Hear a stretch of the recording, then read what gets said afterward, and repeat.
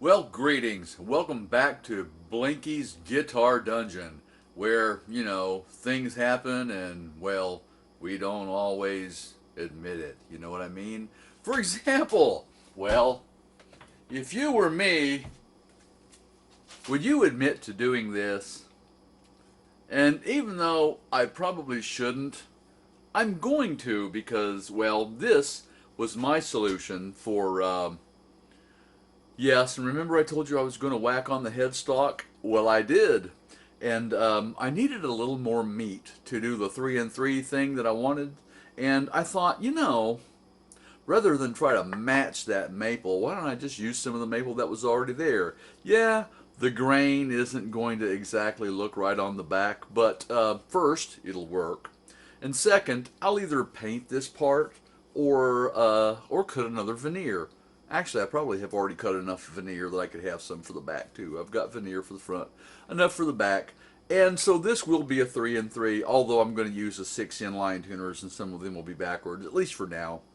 It'll still work. So this is something that I've accomplished. In case you were thinking I hadn't done anything, um, the guitar nut that I was making, and now of which now I've now made two. I may be able to insert a shot of the other one. I think I took a picture of the one I'd already made plus the second one. Anyway, I made this other guitar nut out of domino and brass, and I didn't use the domino that I got from Duncan for this. I used some other. It was a lighter color, more what the guy wanted. But I made one for the guitar tech over at Guitar Center for a build that he's doing, and he told me he liked it so much. He told me that if he wants me to, that if he'd like for me, to, if I would like for him to sell them for me, he would do it. So I may get a little side gig making some domino and brass nuts. Just depends on. We'll wait once he gets his build finished and he starts showing it to people. That may drum up a little business for guitar nuts, guitar nut blanks in any case. So that may be a thing I have going on. Also, what do I have? Oh yes, a little bit of forward progress. I think the last time you saw we spoke, I had this part glued up. I had the control cavity gouged into the back of it. And now I have the back. Now, you'll be saying, damn, Blinky, that's a really thick guitar body. I'm going to tell you something. Heavy, too. And I'm not sure what I'm going to do about that. Might chamber it, might just leave it heavy. I'm not sure yet. This is going to be carved. It'll have some pretty deep belly carves, and my plan though is to carve on this, and I'll either ruin it or I won't ruin it. But it's mine to do whatever I'm going to do. So anyway, so far we're right here. The neck fits in the pocket straight and very tightly. I've decided not to use a neck plate. I'm going to go ahead and use the bushings. I have black bushings and black screws for it. And at this point, I'm not sure. The back, I'm thinking that what I'm going to do is I'm going to try to carve it with with an angle grinder with a flap disc in it, like I've seen Ben Crow do over at Crimson, and I'm really thinking that I'd like to give that a try. Now I have some spare pieces of poplar that I haven't really whacked on, that I'm gonna practice on a little bit before I actually touch a pad to that guitar. Also, I would like to, if I'm going to do the carving with a pad on an angle grinder, I think I would like to wear the pad in a little bit to A, get used to it, and B, make it maybe a little less aggressive so that I'm a little less prone to, make a bad mistake with it. So that's part of what's happening over here in Blicky's Guitar Hell. Let's see. But also there is, oh yes. No, that's not it. Oh no, oh here it is. I have a piece of mahogany and poplar all glued up, and I have another piece here, same. These are going to be run through the router one at a time. It is my intention to make a flute. You guys have seen this one before. I've had it forever. A real Native American made this one for me. Made it to fit my hand. Um, you'll notice that the holes are, you know, that distance, that distance, that distance. It's all measured to my hand. So when they make a lot of these flutes, a lot of times they will literally size them and make the scale to fit the individual. So this one, I couldn't tell you what scale it is. All I can tell you is that it was measured, that the open spaces between, or the solid spaces between the holes are made to fit the dimensions of my hand. So that's what I'm going to do with this one as well. I'm intending to do some inlaying. The part with the holes in it will be, the holes will go into the mahogany strip, and this will be the, what I guess what you would consider the top of the thing. But so I have a flute project in process. There is, let me see. I still have these as well, and I know what I'm going to do with them now. I still haven't gotten the donor guitar. You know, I went to Guitar Center the other day, and I almost bought for $49 a black Spectrum Stratocaster copy that, for all intents and purposes, looks exactly like the one I saw Ed Dana working on. And hopefully, Ed, the one that you've got doesn't have a neck that was in as bad a shape as the one that I didn't buy, because, man, whew, that thing was a log. And even though I'm not, I'm not looking for this to be an incredibly great guitar, I'm also not looking for it to be an incredibly bad guitar. And I had that neck on that guitar, it was just a dog, and there was even at the low price of $49, it just wasn't going to happen.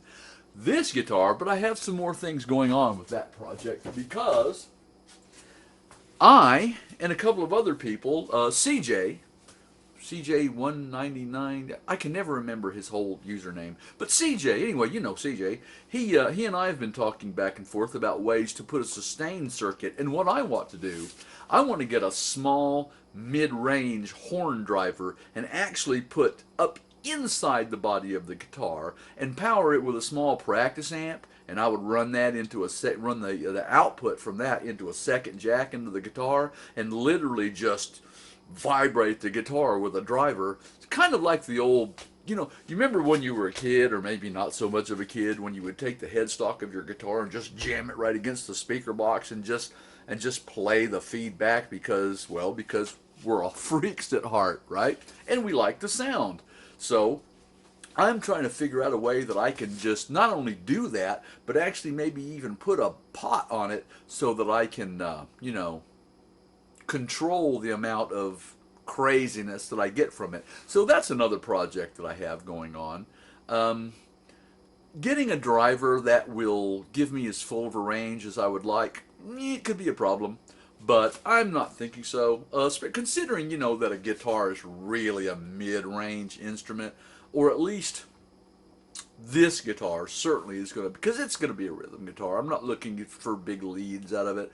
I'm not looking for, I'm looking for some nice, really crunchy power chords and howling harmonics out of it. And that's kind of what I'm really after. And I think I can get there doing with this driver thing. But the other thing is, if I use the clear guitar and kind of sandwich it, I can have a real steampunk thing going on, having the driver sticking in there, and I might put some LEDs, I don't know, but it's going to be, whatever it is, it'll be unusual and it'll be unique, and I'm not going to promise that you'll like it, but I promise that you'll never see another one like it. So, there we go. Now let's talk about a few. Okay, listen guys. Tonewood, Tonewood, Tonewood. I am so damn sick of Tonewood. So, anyway, I watched the Boudreaux guitars thing. And, first, I have to give credit to the guy. He builds a nice guitar. He Hey, and he did a good test. Now, to me, I saw, and I probably shouldn't have done this, but I saw St. Brucifer's video before I actually went and watched the Boudreaux thing. And I think my experience was exactly the opposite. I heard and it could be confirmation bias. I heard I heard the maple one as being a little brighter than the mahogany one. But then, I mean, if you look close on that, he's stroking the strings a little closer to the bridge, and he's on the mahogany one, he's stroking it a little closer to the neck. And I don't know if he's doing that. I don't believe he's doing that intentionally. I think it was something that he didn't pay attention to. And truthfully, it may not make, with that one P90 down by the bridge, it may not make as much difference as I'm thinking anyway. So, yeah, a little bit of difference in tone. Certainly something to think about it. I'm not going to pronounce any judgments. I'm not going to start any fights. I'm not going to engage in any fights. I'm just sick of the Tonewood shit. Um, just, but in terms of, but Boudreaux or Ken, I think his name is, good job on that. Um, Man, another bunch of shout outs that I probably should do. And as I remember them, I will do them. I'll say this. Mercurial number 6, you're doing some great videos. I have been doing a little bit of experimental stuff with drone that I think later on I may post something that you might think is a little cool. I don't know. Let's see what else. Oh, my synth challenge thing. Okay, listen. For those of you who gave me positive commentary on that, thank you very much. I have a tendency to somebody's pulling up outside, and I don't think I want them to hear me. Um, I really think that. Well, when I started the synth challenge, I had to learn a lot because I have these synth files and things that I've been using, but I really only use them for fill stuff. I really haven't used keyboards or synth as a primary instrument ever. So I really started I had to do some learning and I had to go through all those files and I thought I had this groove going on, but then every time I would add a little bit or change a little bit, it would get away from me. And it would turn into just, which is really not what I was looking for. And finally, it was about 4 o'clock in the morning, and I had this one little groove kind of going, and it wasn't. Hold on. Okay. So anyway, I had this groove going on. It was about 4 o'clock in the morning. I had been just beating my brains out on this. Not that it was that important that I do it, except that when I challenge myself in any way, really, I have a tendency to make it that important, and maybe that's not a good thing, but it certainly keeps me busy, and it does, and it has made me excel in some areas, and generally just frustrated me in others. But still, I did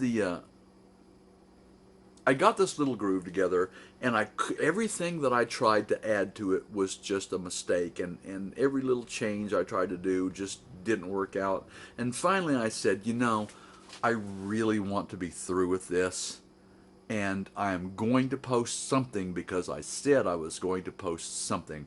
So finally, I took the groove that I had. I'm sitting here thinking, what in the hell am I going to do? So I took the groove that I had, and I remembered I had this just really great recording of a thunderstorm from a while back, and I thought, okay, I'm going to put this thunderstorm on there, and I'm going to put the groove on top of the thunderstorm. And then I arranged the groove to where, and here's what I did. I took the groove, I took the track, the little line, and I played it, and this was a sequence. I actually played this, and I played it twice with a little break in the middle. So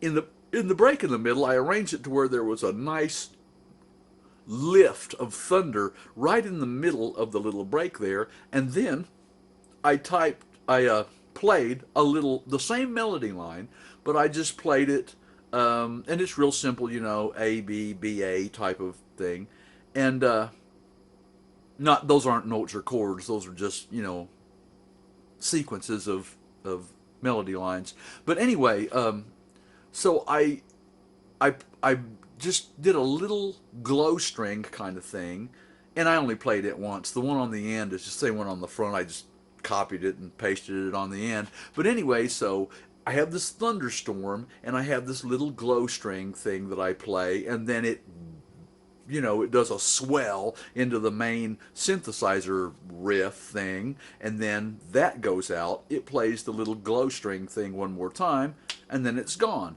And I grabbed a bunch of pictures off the internet of girls dancing in the rain.